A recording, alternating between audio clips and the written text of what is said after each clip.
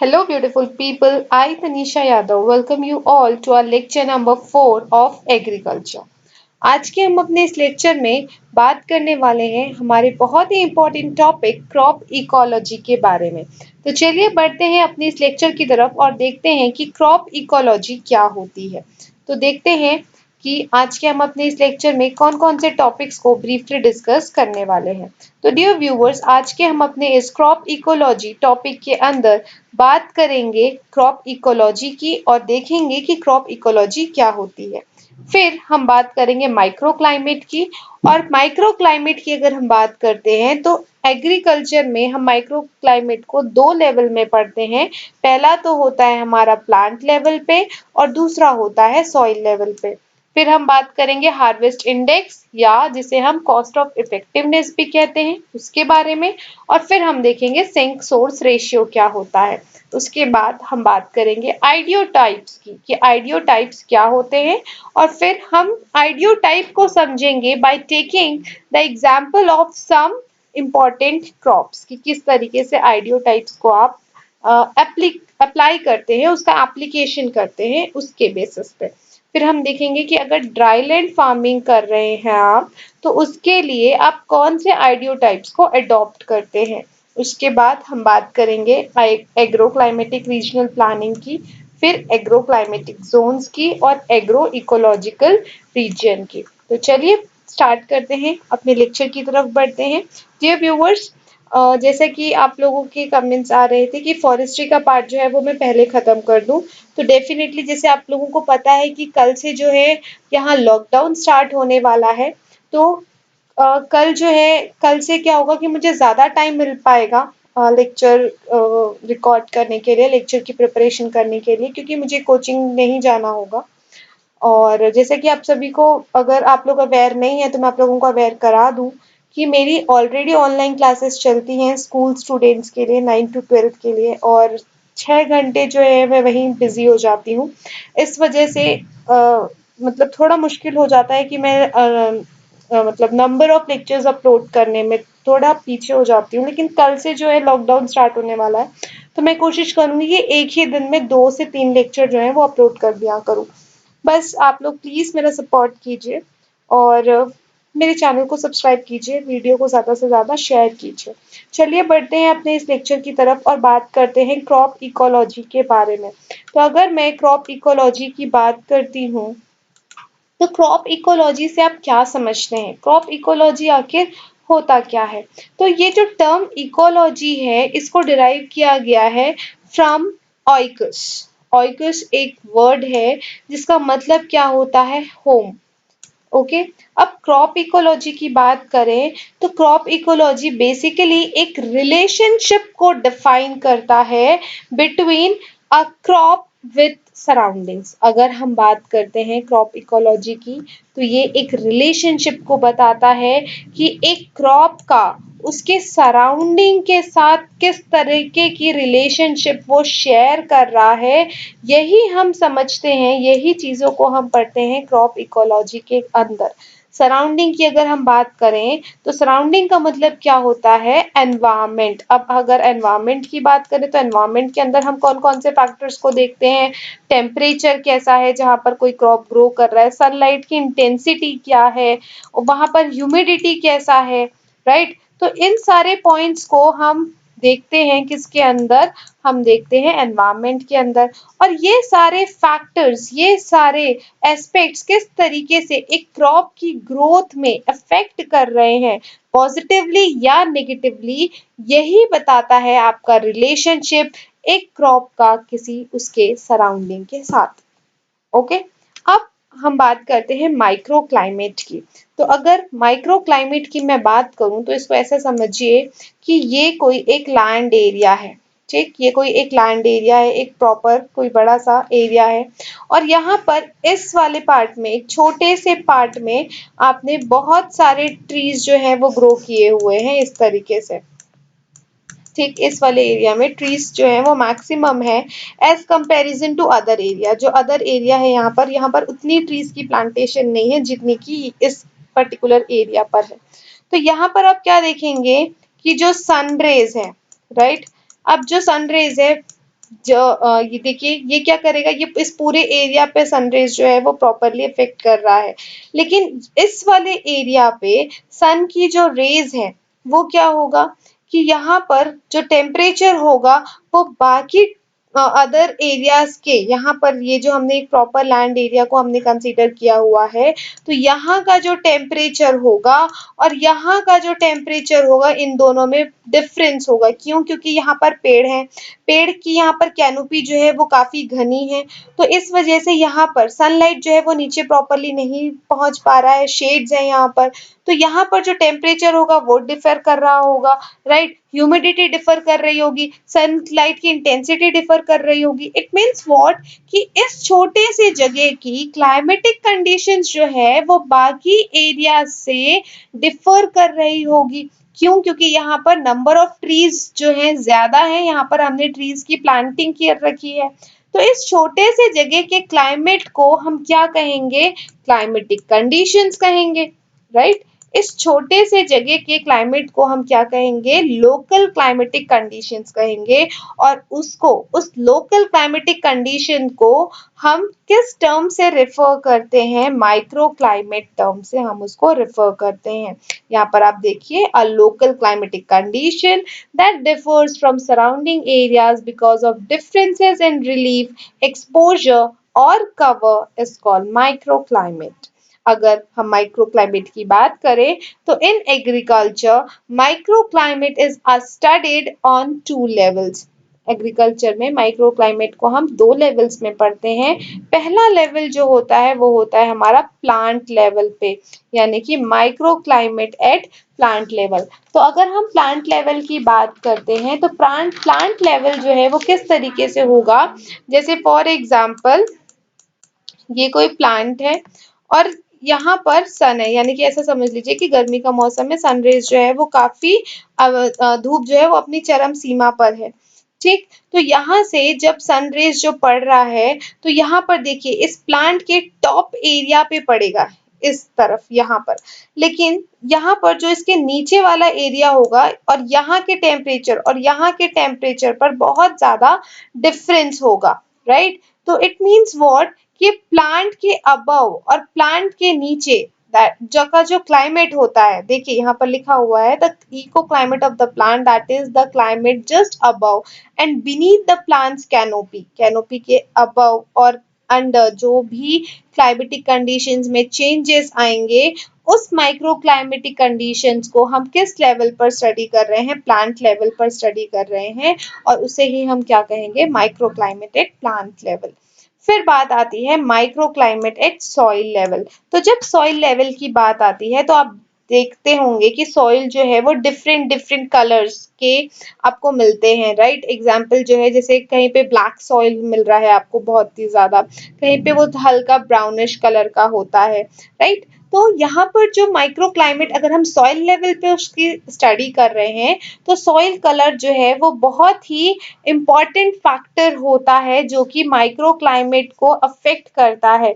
अब वो कैसे हुआ? अब इसको आप ऐसा समझिए कि हमने इसको 2 कैटेगरी में कैटेगराइज किया। सपोज मैंने कहा कि हमारे पास कोई सॉइल है वो काफी डार्क कलर्ड सॉइल है, ठीक। तो जो डार्क कलर्ड सॉइल होगा वो ज्यादा सन रेज को, ज्यादा ही रेडिएशन को एब्जॉर्ब करेगा, ज्यादा अमाउंट में वो रेडिएशन को क्या करेगा?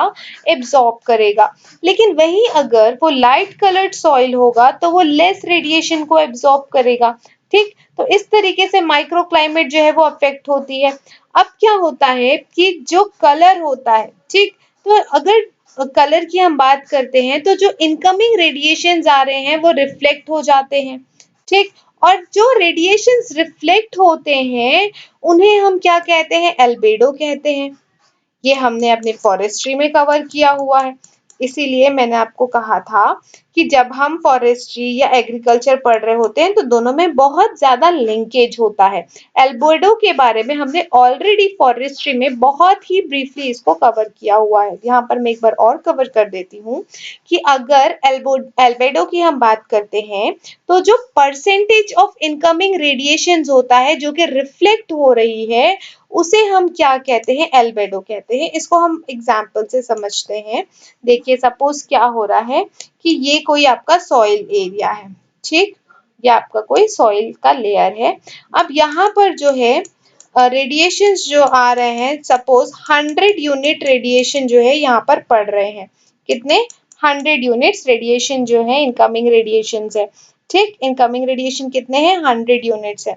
अब सपोज यहाँ से 30 रेडिएशंस जो हैं वो रिफ्लेक्ट हो रहे हैं। कितने, 30 रेडिएशंस जो हैं वो रिफ्लेक्ट बैक हो रहे हैं, ठीक, वो फिर से वापस क्या हो रहे हैं, रिफ्लेक्ट कर रहे हैं। तो एल्बेडो कितना होगा, 30 into 30 upon 100 into 100, that means what, albedo आपका कितना है, 30%। तो एल्बेडो क्या होता है, the percentage of the incoming radiations that is reflected is called what, albedo. Okay, चलिए आगे बढ़ते हैं और बात करते हैं हार्वेस्ट इंडेक्स या कॉस्ट ऑफ इफेक्टिवनेस की।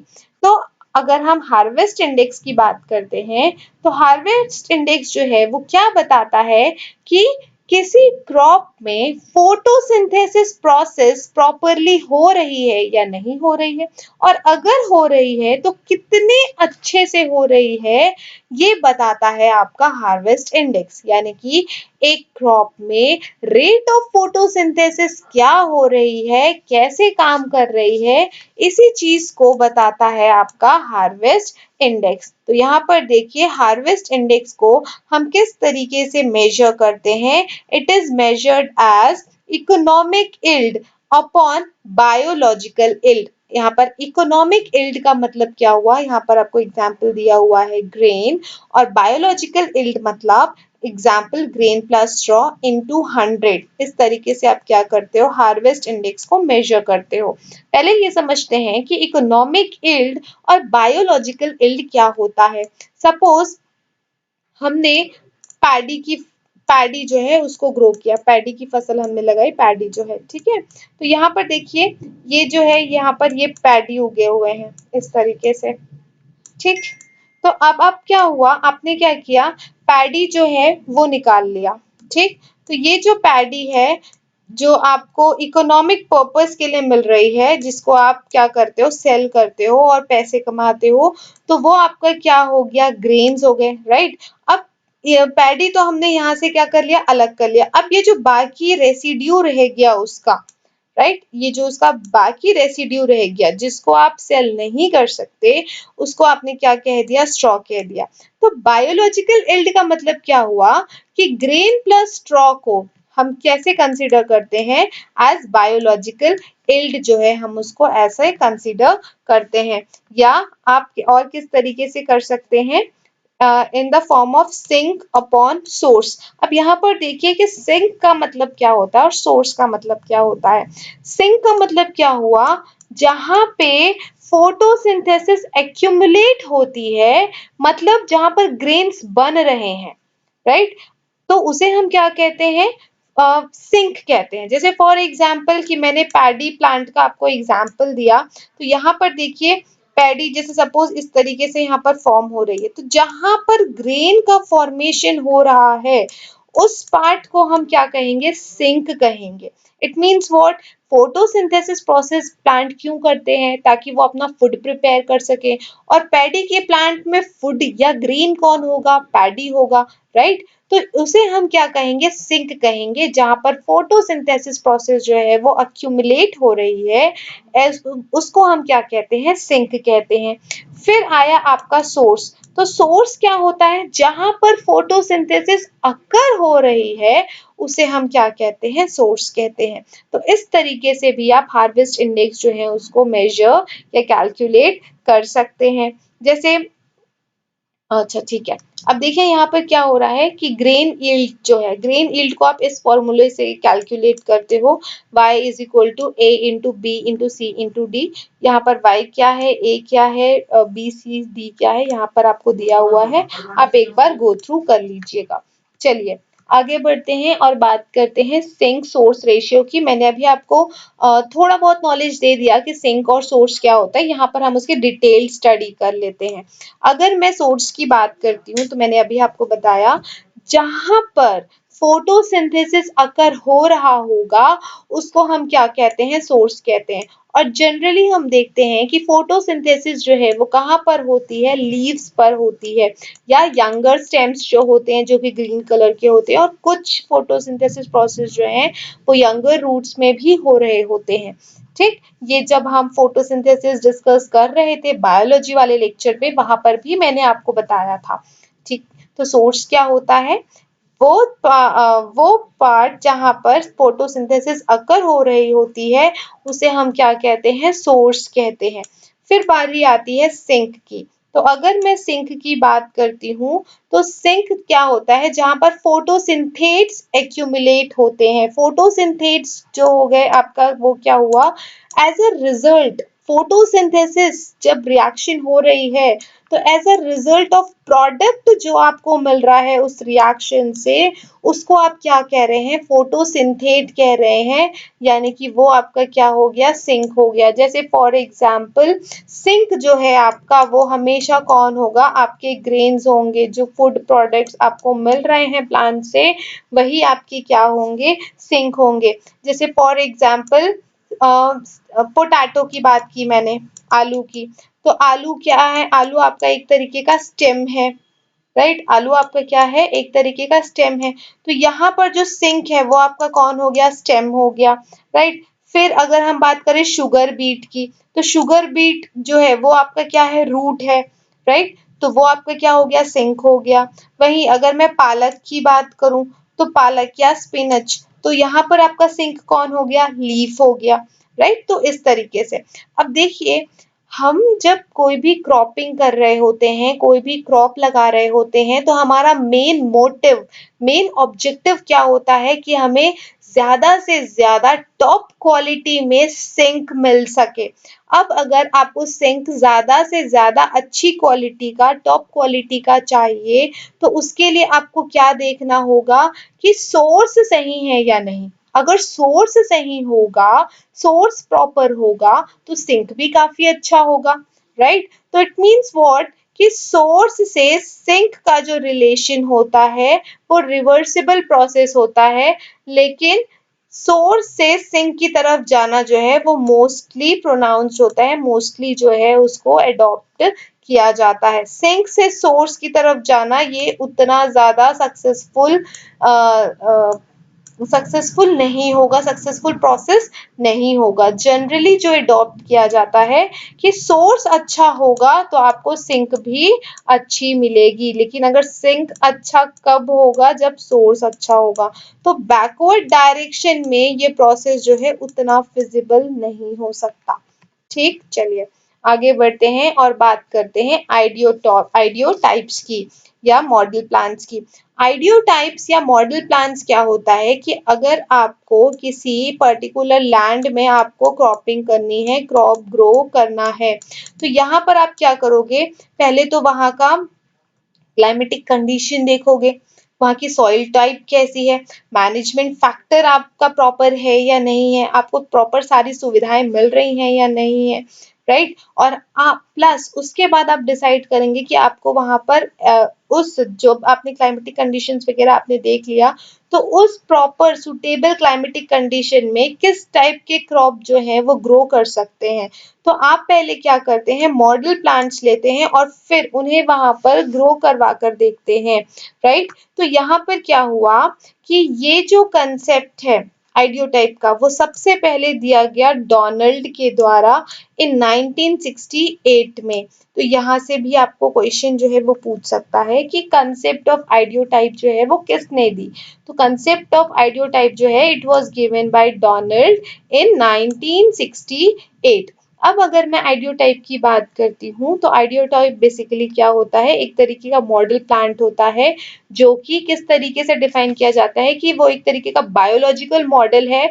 और एक पर्टिकुलर कंडीशन पर जब आप कोई नया साइट चूज करते हैं वहां पर क्रॉपिंग के लिए, तो वहां पर उस मॉडल क्रॉप को इंट्रोड्यूस करना और देखना, एक्सपेरिमेंट करना कि किस तरीके से वो उस डिफाइंड एनवायरनमेंट में ग्रो कर पाएगी या नहीं कर पाएगी, तो उसको प्रेडिक्ट करना क्या कहलाता है, आपका आइडियोटाइप कहलाता है। यहाँ पर आप देखिए, इस ग्राफ को आप ध्यान से देखिए, यहाँ पर आपको दिखा रहा है प्लांट पॉपुलेशन डेंसिटी को और ये आपको दिखा रहा है यील्ड को। तो इसको ऐसे समझिए कि सपोज मैंने एक साइड चूज करी, ठीक, ये साइड चूज करी मैंने यहाँ पर, और मैंने यहाँ पर 5 पौधे लगाए, 4, 5, ठीक, और इस 5 पौधे से मुझे जो यील्ड मिल रही है वो 10 किलो की है।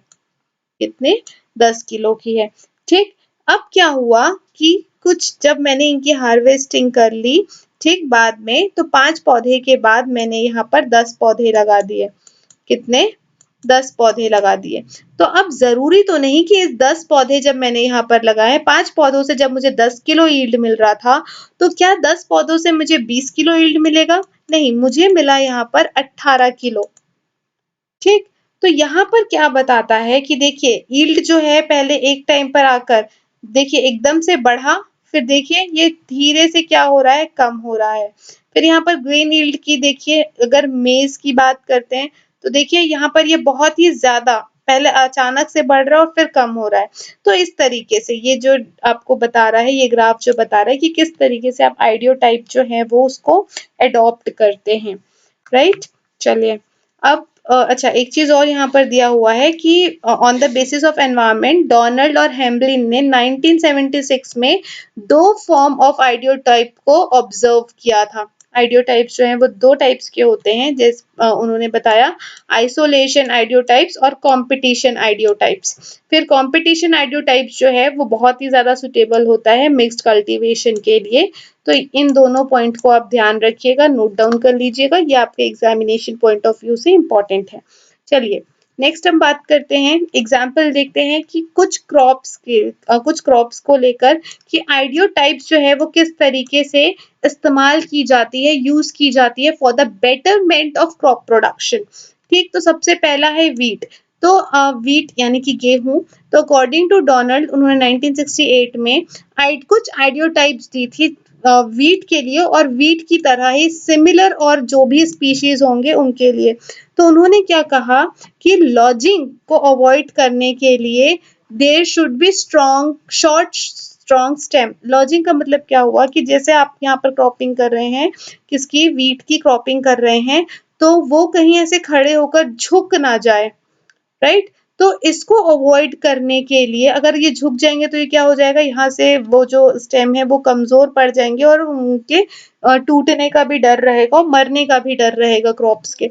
तो उनको अवॉइड करने के लिए जो क्रॉप है वो कैसा होना चाहिए, शॉर्ट होना चाहिए, और उनका जो स्टेम है वो काफी स्ट्रॉन्ग होना चाहिए।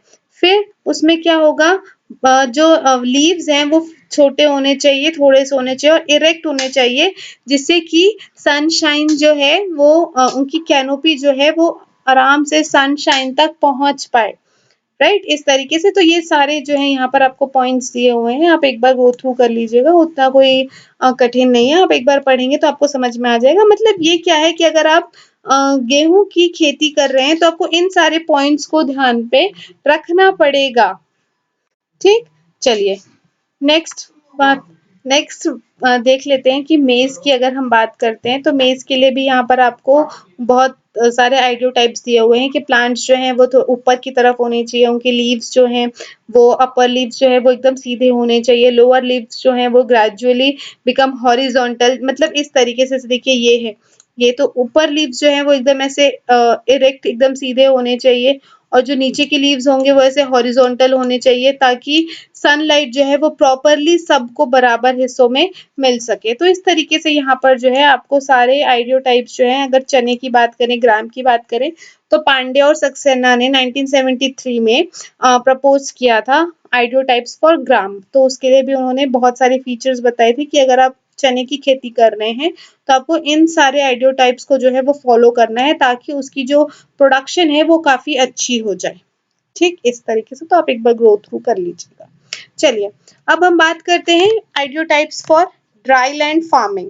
ड्राई लैंड फार्मिंग का मतलब क्या हुआ कि आपके पास सूखी जमीन है, यानी कि वहां पर प्रॉपरली पानी जो है वो सप्लाई नहीं हो पा रहा है, तो आप किस तरीके से किस क्या फीचर्स क्या मेजर्स अपनाएंगे जिससे आपका क्या हो सके, फार्मिंग जो है वो अच्छी हो सके।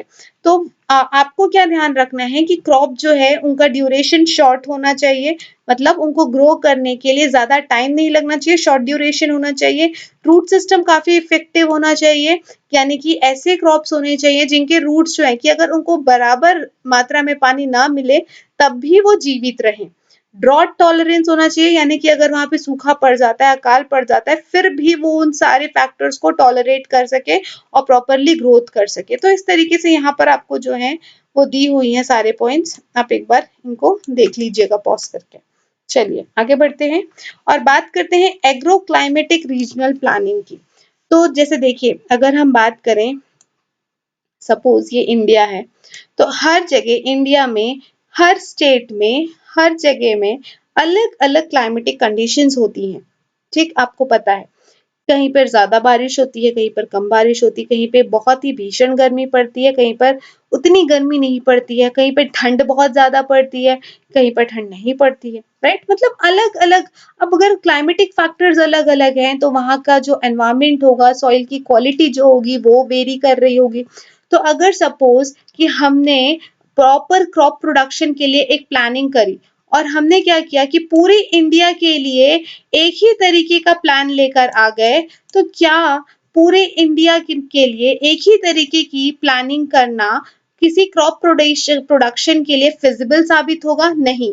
क्यों नहीं? क्योंकि पूरी इंडिया में अलग अलग तरीके के क्लाइमेटिक कंडीशंस होंगे और उन क्लाइमेटिक कंडीशंस को ध्यान में रखते हुए हमें अपनी क्या करनी होगी, प्लानिंग करनी होगी। राइट, तो अगर हम एग्रो क्लाइमेटिक रीजनल प्लानिंग की बात करते हैं तो इट वाज इनिशिएटेड इन 1988। 1988 में जो है ये इनिशिएट किया गया था बाय द प्लानिंग कमीशन। और जो एग्रो क्लाइमेटिक फैक्टर्स थे वो थे आपके रेनफॉल, टेम्परेचर, सॉइल, टोपोग्राफी, वहां की फार्मिंग सिस्टम, वाटर रिसोर्सेज को ध्यान में रखते हुए एग्रो क्लाइमेटिक रीजनल प्लानिंग जो है उसकी शुरुआत की गई।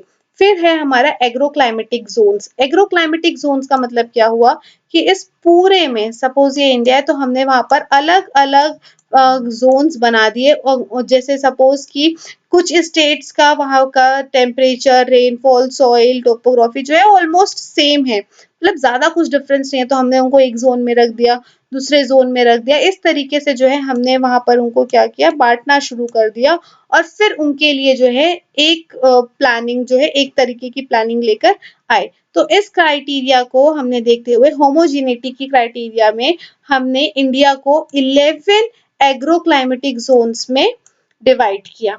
फिर लेटर ऑन जब हमने देखा कि बिकॉज ऑफ ग्लोबल वार्मिंग और जो चेंजेस आ रहे हैं, तो कुछ कुछ स्टेट्स के जो है उनमें बहुत ही ड्रास्टिक चेंज आया उनकी क्लाइमेटिक कंडीशंस पर। तो उसके बाद इंडिया जो है 15 एग्रो क्लाइमेटिक जोन्स में उनको बांट दिया गया, बिकॉज ऑफ वाटर की कमी आ गई थी, पानी की कमी आ गई थी। राइट, क्रॉपिंग सिस्टम जो है वो चेंज हो रहे थे, क्योंकि पानी में कमी आ गई तो क्रॉपिंग सिस्टम भी डेफिनेटली क्या होगा, चेंज होने लगेगा। तो इस वजह से लेटर ऑन इंडिया जो है वो 15 एग्रो क्लाइमेटिक जोन्स में उनको बांट दिया गया। चलिए अब हम बात करते हैं एग्रो इकोलॉजिकल रीजन की। तो यहाँ पर सबसे पहले तो हम ये समझते हैं कि इकोलॉजिकल रीजन क्या होता है। तो इकोलॉजिकल रीजन अर्थ सरफेस का वो एरिया होता है जिसको, वहां पर इकोलॉजिकल रिस्पॉन्स मैक्रो क्लाइमेट से सॉइल्स जो है वो किस तरीके से एक्सप्रेस कर रहे हैं। मैक्रो क्लाइमेट का मतलब क्या हुआ, गर्मी, बरसात, जैसे चार जो होते हैं क्लाइमेट होते हैं, ठीक है, गर्मी मौसम, सॉरी गर्मी, ठंड, बरसात, इस तरीके से। ठीक, तो मैक्रो क्लाइमेट में सॉइल्स की सॉइल्स में क्या चेंजेस आ रहा है, अगर गर्मी के मौसम में सॉइल का नेचर टेक्सचर कैसा है, बरसात में कैसा टेक्सचर हुआ, ठंड में उसमें क्या चेंजेस आए। तो इस तरीके से वहाँ की जो वेजिटेशन है, वहाँ की जो फौना है, वहाँ के जो एक्वेटिक सिस्टम है, उसमें मैक्रो क्लाइमेटिक की वजह से किस तरीके से उनका रिस्पॉन्स आ रहा है, उस बेसिस पे हम क्या कहते हैं, एग्रो इकोलॉजिकल रीजन को डिफाइन करते हैं। अगर हम एग्रो इकोलॉजिकल इसको हम क्या कहते हैं, इकोलॉजिकल रीजन। अगर हम एग्रो इकोलॉजिकल रीजन की बात करें तो ये वो लैंड होगा जहां पर जो कि एग्रो क्लाइमेटिक रीजन से कट आउट किया गया है। सपोज कि ये एक एग्रो क्लाइमेटिक रीजन है, तो हमने उसके अंदर भी एग्रो इकोलॉजिकल रीजन जो है वो बनाए हुए हैं। ठीक, तो वो किस तरीके से कि वहां पर सॉइल्स, जैसे अगर हम बात करें तो महाराष्ट्र में ही बहुत ही अलग अलग टाइप के सॉइल्स मिलेंगे, छत्तीसगढ़ में भी आपको अलग अलग डिस्ट्रिक्ट में अलग अलग रीजन में डिफरेंट डिफरेंट टाइप के सॉइल्स मिल जाएंगे। ठीक, तो उस कंडीशन पे हमने एग्रो क्लाइमेटिक जोन्स के अंदर ही एग्रो इकोलॉजिकल रीजन बना दिया, और based on the land form and kind of soils. Okay, और वहां की लेंथ कैसी होगी, जो क्रॉप्स हम ग्रो कर रहे हैं उनका ग्रोइंग पीरियड कैसा होगा, इस तरीके से। अब अगर हमने क्लासिफाई किया एग्रो इकोलॉजिकल रीजन को, तो वो किस बेसिस पे किया, on the basis of growth period, rainfall कैसा है वहां पर, सॉइल कैसा है, और इन डिस्ट्रिक्ट्स के फॉर्म पे। ठीक, और अगर हम इकोलॉजिकल जोन्स की बात करते हैं तो उसके दो कंपोनेंट्स होते हैं। पहला तो होता है बायोटिक फैक्टर। बायोटिक फैक्टर यानी कि फ्लोरा और फौना पे वो किस तरीके से, बायोटिक फैक्टर्स के बारे में हमने भी फॉरेस्ट्री पार्ट में बहुत ही अच्छे से पढ़ा हुआ है। फिर आते हैं हम एबायोटिक फैक्टर्स में। तो एबायोटिक फैक्टर्स आपके वाटर, मिनरल्स, लाइट की सप्लाई कैसी है, इस तरीके से।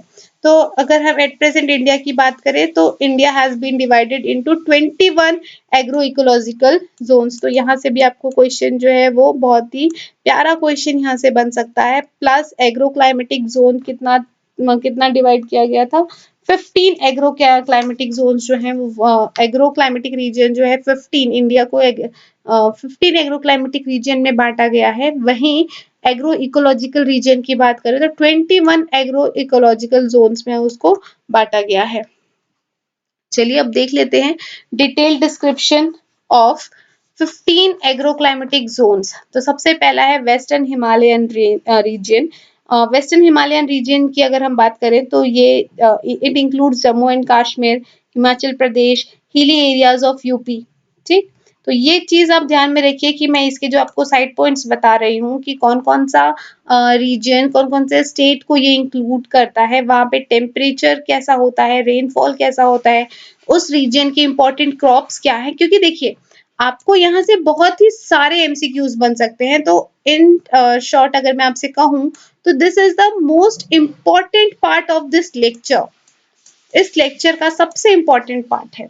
तो चलिए देखिए, वेस्टर्न हिमालयन रीजन जो है जम्मू कश्मीर इसके अंदर आता है, हिमाचल प्रदेश और हिली एरियाज ऑफ यूपी जो है, यहाँ का जो क्लाइमेट रहता है वो थोड़ा कूल एंड ह्यूमिड होता है। एनुअल रेनफॉल की बात करें तो 1650 से 2000 मिलीलीटर तक जो है, मिलीमीटर तक जो है यहाँ पर रेनफॉल जो है वो नोट डाउन किया गया है, 1650 टू 2000 mm। फिर इंपॉर्टेंट क्रॉप्स की अगर हम बात करें तो वीट, मेज, पैडी, पोटैटो जो है वो यहाँ का इम्पोर्टेंट क्रॉप्स है। यहाँ पर इसको और 3 सब रीजन्स में बांटा गया है, इसको वेस्टर्न हिमालयन रीजन को और 3 सब रीजन्स में बांटा गया है। क्रॉपिंग इंटेंसिटी की अगर हम बात करें तो क्रॉपिंग इंटेंसिटी जो है it is lowest in Jammu and Kashmir and highest in Himachal Pradesh. तो यहाँ से भी आपको क्वेश्चन पूछ सकता है। ठीक, चलिए अब बढ़ते हैं ईस्टर्न हिमालयन रीजन की तरफ। तो ईस्टर्न हिमालयन रीजन जो है इसके अंदर आपका आ जाएगा सिक्किम, हिल्स ऑफ दार्जिलिंग, अरुणाचल प्रदेश, नागालैंड, मेघालय, मणिपुर, त्रिपुरा, मिजोरम, असम, जलपाईगुड़ी जो कि वेस्ट बंगाल में पड़ता है, और कुछ पार्ट्स बिहार के। यहाँ का भी अगर क्लाइमेट की बात करें तो ह्यूमिड एंड सब ह्यूमिड टाइप के क्लाइमेट होते हैं यहाँ पर। और रेनफॉल, एनुअल रेनफॉल की बात करें तो 1840 से 3528 mm का जो है यहाँ पर रेनफॉल जो है एनुअली नोट डाउन किया गया है। और ईस्टर्न हिमालयन रीजन के अंदर 5 और सब रीजन्स बनाए गए हैं।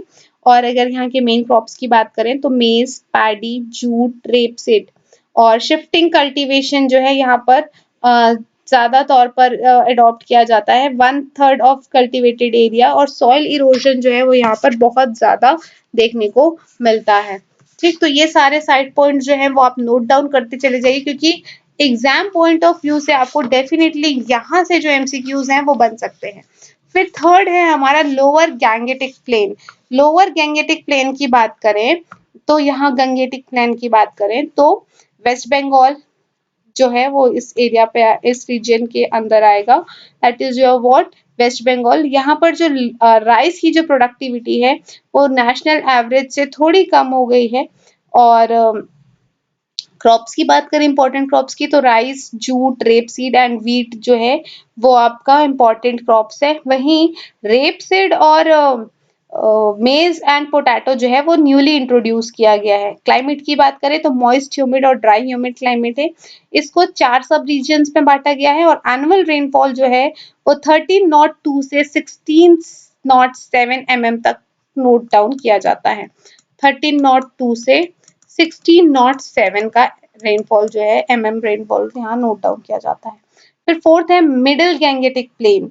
तो यहाँ पर जो है eastern parts of UP and Bihar plains 40% of total cropped area is irrigated. ठीक है, जो पूरा जो एरिया है 40% जो है उसको इरिगेट किया जाता है।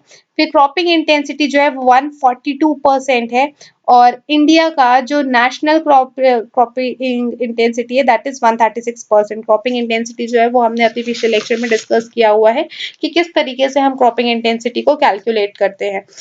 वही बात करें प्रोडक्टिविटी की या इंपॉर्टेंट क्रॉप्स की तो यहाँ पर राइस की बहुत ही लो प्रोडक्टिविटी है और इसको हम 3 सब रीजन्स में बांटते हैं। और जैसे 3 sub regions of eastern UP and 9 sub regions of Bihar. Climate की बात करें तो moist, sub humid to dry sub humid climate. और एनुअल रेनफॉल की बात करें तो 1211 से 1470 मिलीमीटर तक का रेनफॉल जो है यहाँ एनुअल रेनफॉल नोट डाउन किया जाता है। मेन क्रॉप्स जो है यहाँ पर शुगर केन, पैडी, मेज एंड व्हीट। नेक्स्ट है अपर गैंगेटिक प्लेन। तो रिमेनिंग पार्ट्स ऑफ यूपी जो है वो आपका इसके अंडर आएगा और इसके जो है 3 सब रीजन्स होते हैं। एनुअल रेनफॉल की बात करें तो 721 से 979 mm तक का एनुअल रेनफॉल यहाँ नोट डाउन किया जाता है।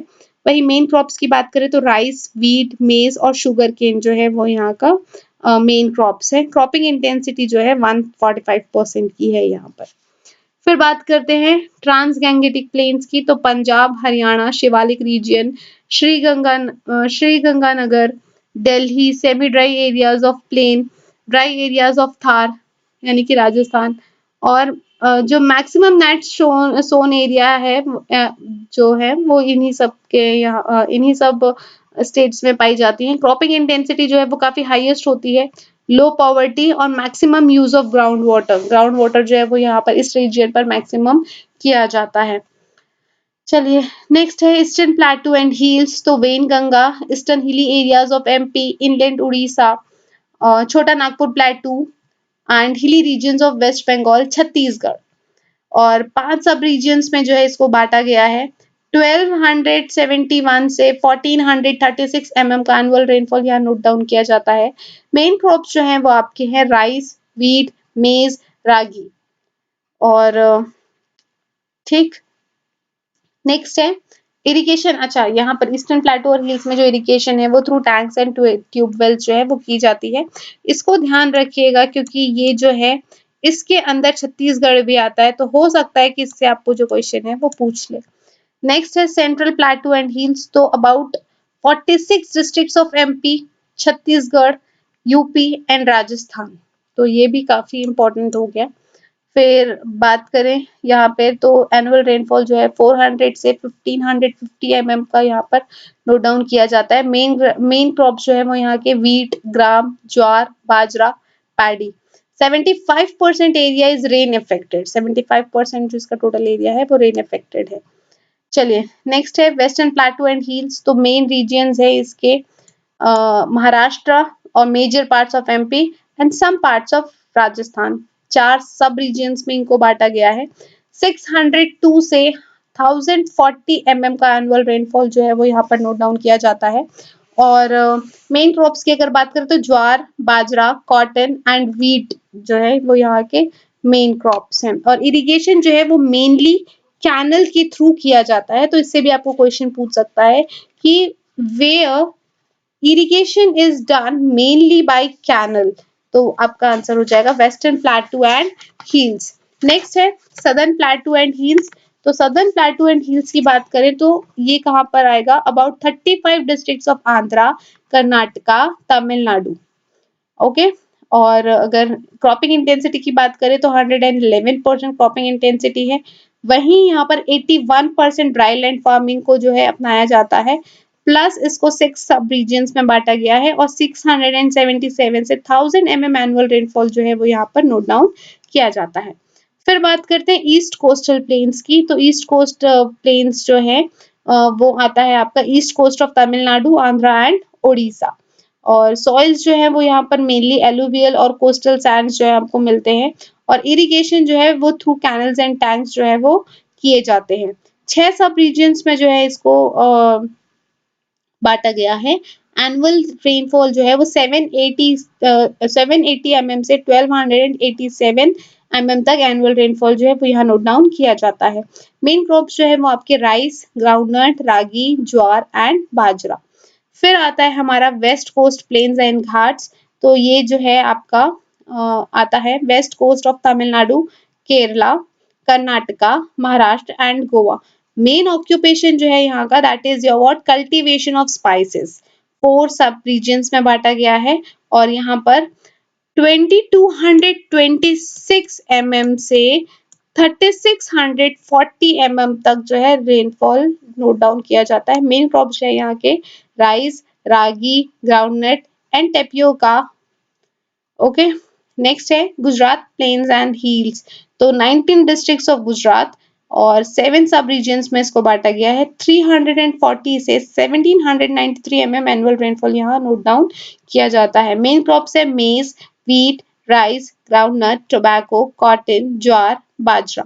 और ये जोन जो है वो बहुत ही फेमस है ऑयल सीड क्रॉप्स के लिए, तो इस वजह से इसको ऑयल सीड रीजन के नाम से भी जाना जाता है। तो ये एक बहुत ही इंपॉर्टेंट और इंटरेस्टिंग पॉइंट हो गया कि गुजरात प्लेन्स एंड हिल्स को हम ऑयल सीड रीजन के नाम से भी जानते हैं। इससे भी आपको एमसीक्यूज जो है वो बन सकते हैं। चलिए नेक्स्ट है, अच्छा एक चीज और यहाँ की कि इसका क्रॉपिंग इंटेंसिटी 114% होता है और अबाउट 60% एरिया जो है वो ड्रॉट प्रोन है और 78% रेन फेड है। चलिए 14th है वेस्टर्न ड्राई रीजन। तो 9 districts of Rajasthan, hot sandy desert, और जहां पर एरिटिक रेनफॉल होते हैं, हाई इवेपोरेशन होती है, स्कैंटी वेजिटेशन होता है, no perennial rivers, general occurrence of drought और 95 mm एनुअल रेनफॉल जहां पर नोट डाउन की जाती है, ऐसे रीजन को हम वेस्टर्न ड्राई रीजन कहते हैं। और यहाँ पर जो फॉरेस्ट एरिया है वो आपका ओनली 1.2% है। फॉरेस्ट एरिया जो है वो आपका 1.24% है और पास्चर एरिया जो है वो आपका 4.5% जो है वो आपका पास्चर एरिया है और 6.3% आपका इरिगेटेड एरिया है। तो यहाँ पर देखिए जो क्रॉपिंग इंटेंसिटी है वो सबसे कम है 105% और मेन क्रॉप्स जो है वो आपको बाजरा, ग्राम, व्हीट और रेपसीड मिलेंगे। अच्छा, यहाँ पर जो मेजर मेन प्लानिंग्स की जाती है, एक तो है आपका इंदिरा गांधी कैनल और दूसरा है ड्रॉट डेवलपमेंट प्रोग्राम जो है वो यहाँ पर अप्लाई किया जाता है।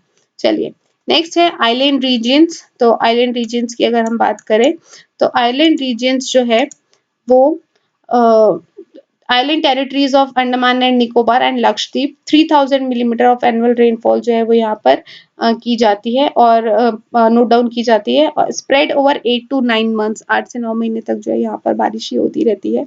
और लार्जली यहाँ पर फॉरेस्ट जोन है विथ अनड्यूलेटिंग लैंड और कोकोनट कल्टीवेशन जो है यहाँ पर 50% एरिया में जो है कोकोनट कल्टीवेशन किया जाता है। मेन क्रॉप जो है आपके राइस और कोकोनट है। चलिए अब जो है नेक्स्ट हमारा, अब हम बात करते हैं इकोलॉजिकल जोन्स की। तो इंडिया जो है वो 21 एग्रो इकोलॉजिकल जोन्स में डिवाइडेड है। तो एक एक करके हम इन सभी को देख लेते हैं। सबसे पहला है वेस्टर्न हिमालय फर्स्ट। तो ये जो है कोल्ड और कोल्ड एरिड रीजन होता है और with shallow sedimentary soils covering Ladakh and Gilgit. Temperature जो है वो लेस देन 8 डिग्री सेल्सियस होता है और रेनफॉल जो है लेस देन 150 mm होता है विच इज 15% लेस। ठीक, ग्रोइंग पीरियड जो है वो लेस देन 90 डेज होता है। और जो इसका अगर हम टोटल ज्योग्राफिकल एरिया की बात करते हैं तो टोटल ज्योग्राफिकल एरिया जो है वो 15.6 मिलियन हेक्टर जो है कवर करता है। फिर बात करते हैं वेस्टर्न हिमालय सेकंड की, तो यहाँ पर जो है ये मेजरली कवर करता है Jammu and Kashmir, Himachal Pradesh, north west हिली एरियाज ऑफ यूपी और उत्तराखंड।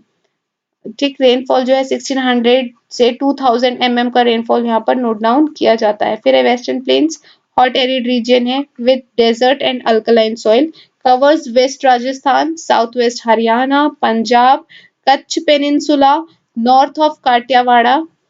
और रेनफॉल की अगर हम बात करें तो रेनफॉल जो है वो यहाँ पर नोट डाउन किया गया है, एनुअल रेनफॉल जो यहाँ पर नोट डाउन किया जाता है दैट इज 300 मिलीमीटर।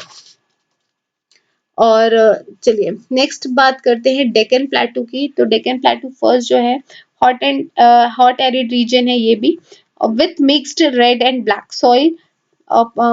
फिर अगर हम बात करें यहाँ पर कौन कौन सा डिस्ट्रिक्ट इंक्लूड करता है तो district of Raichur, Bellary of Karnataka and Anantapur of Andhra. Next है north plain and central highland. तो यहाँ पर जो है ये आएगा आपका parts of north plain, central highland and Gujarat plains. Rainfall जो है 400 टू 800 मिलीमीटर यहाँ पर नोट डाउन किया जाता है। फिर central Malwa highland and Kathiawar peninsula, तो यहाँ पर जो है डीप ब्लैक सॉइल मिलता है और ये west MP, east Rajasthan and Gujarat Kathiawar जो है यहाँ का इस एरिया के अंदर आता है। फिर बात करते हैं central highland, Malwa and Bundelkhand. तो यहाँ पर जो है आपका आ जाएगा इंक्लूडिंग डिस्ट्रिक्ट ऑफ रायपुर, सागर, भोपाल, सीहोर, शाजापुर, होशंगाबाद। तो ये जो है ये थोड़ा इम्पोर्टेंट हो सकता है क्योंकि यहाँ पर रायपुर का जिक्र हो गया है, इस वजह से रेनफॉल जो है वो 1000 से 1500 तक जो है वो नोट डाउन किया जाता है। फिर आते हैं हम डेक्कन प्लेटू सेकंड में। तो यहाँ पर जो है मीडियम ब्लैक सॉइल मिलती है आपको और ये वेस्ट महाराष्ट्र, नॉर्थ कर्नाटका, आंध्र प्रदेश। और रेनफॉल जो है वो 600 से 1000 मिलीमीटर जो है वो नोट डाउन किया जाता है। Deccan plateau and eastern Ghat जो है आपका वो है hot semi arid with red and black soil, major part of Andhra Pradesh. Rainfall जो है 600 से 1000 ईस्टर्न घाट जो है यहाँ पर eastern Ghat, TN upland and Deccan प्लेटू। तो यहाँ पर जो है वो तमिलनाडु अपलैंड और वेस्ट कर्नाटका। नेक्स्ट है आपका Deccan plateau and central highland, Bundelkhand. फिर है हमारा ईस्टर्न प्लेटू, छत्तीसगढ़ रीजन।